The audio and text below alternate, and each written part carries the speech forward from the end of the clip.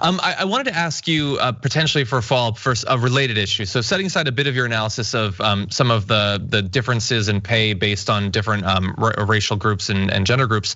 Back in July, the Campaign Legal Center had a complaint with the FEC that had to do with what was being alleged to be well over $100 million in disguised payments to campaign staffers, some of whom might be Trump family members. What is that all about? Yeah, it's quite an accusation, and one that is also being looked at internally on the Trump campaign too, from spending that goes back to when Brad Parscale was the campaign manager. Brad Parscale has just in recent days had a very, very difficult time. He's been taken in because of an incident that relates to a potential suicide. So a pretty serious matter there, but putting that aside just for a moment, the Campaign Legal Center and others have accused the Trump campaign of basically falsifying payments or hiding the true nature of payments that are going to vendors, people who are hired by the campaign to do work. And that includes Brad Parscale potentially. It includes other folks too on the campaign, including Trump family members.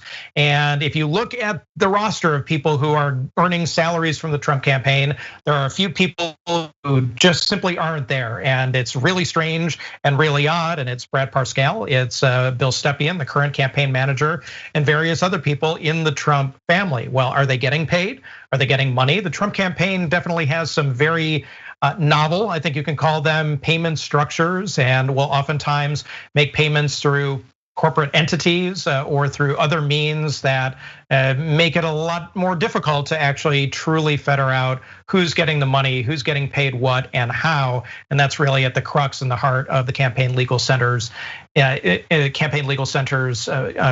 that they put forward to the Federal Election Commission, which, mind you, doesn't have enough commissioners right now to actually go forward with investigations of this sort. So that's another layer of kind of craziness that we have here late in the campaign 2020.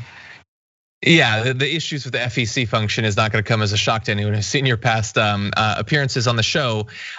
It seems like, wouldn't who you're paying on your campaign staff be like sort of a top level concern for disclosure? Like if we're going to know about the money going into and leaving your campaign, that seems like sort of the top level. Like if we don't have that, then what's the point of the information we do have?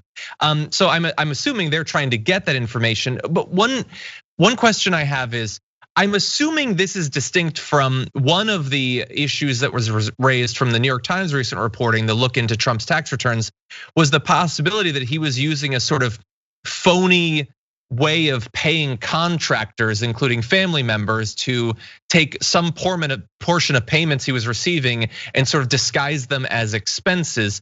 It doesn't seem like that's the theory of what's happening here, but what is the idea of what might be going on? Are there any theories being bounced around about exactly why there's so much smoke in this area?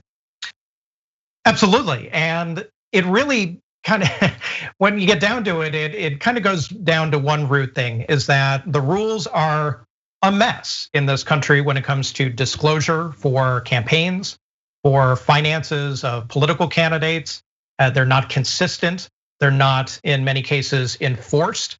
And as a result, we have a situation in this country when it comes to what a politician is doing with his or her money, either personally or through a campaign, the transparency, the level of transparency, and what they should or should not be doing, and whether they're gonna get punished or not, is really all over the map. So what does that mean going forward? Well, it means that I think you can expect in particular, if there's a Democratic House and a Democratic Senate, and Joe Biden wins the presidency, that if you take Democrats at their word, that this is going to be a huge agenda item. And we may have some new laws in this country that directly hit on that issue of transparency in politics, transparency in public life, and financial issues involving members of Congress, political candidates that really speak to the Donald Trump experience over the past 4 years, whether it's taxes, or one's businesses or conflicts of interest, or be it what it may, that's gonna be at front and center. They tried to put forward, Democrats, that is, something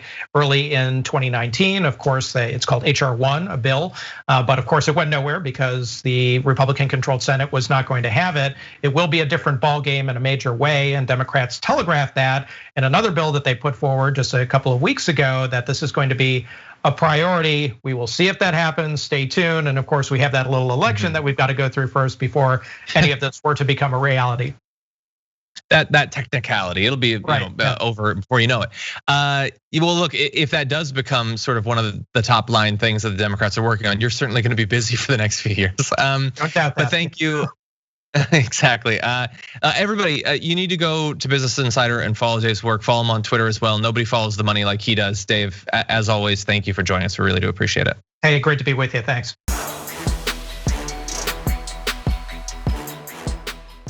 For more political news, breakdowns, interviews, stories of activism, and me trying my hardest to care about the occasional big celebrity news story, subscribe to our YouTube channel at youtube.com/The Damage Report. And you can ring the bell wherever it is so you don't miss anything.